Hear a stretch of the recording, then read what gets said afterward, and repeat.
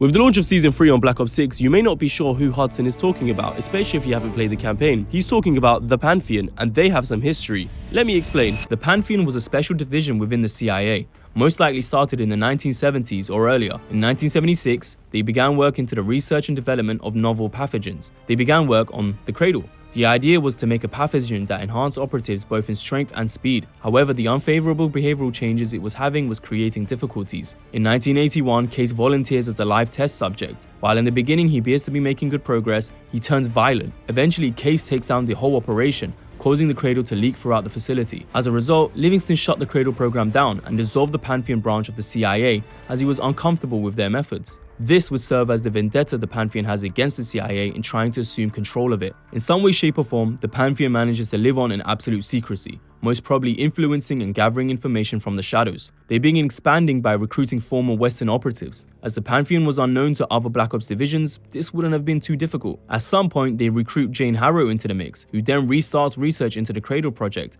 only this time with the help of Dr. Matt V. Gusev to make it more aggressive and faster acting. In 1989, Hudson gets wind of the Pantheon. Most likely, he begins to investigate and informs Adler of what he's found. It is probable that the Pantheon realizes that Hudson and Adler was aware of them, and in an effort to silence them, they feed information of the Panama operation to Raul Menendez, knowing his vendetta against the CIA, and more specifically Woods, Mason, and Hudson for killing his sister, even if accidentally. Once Menendez kills Hudson, the Pantheon then fabricate wire transfers from Menendez to Adler to make it seem as though he was behind it all. Adler would be arrested or even killed so he wouldn't be able to dig further into the Pantheon. Unfortunately for them, Adler goes into hiding.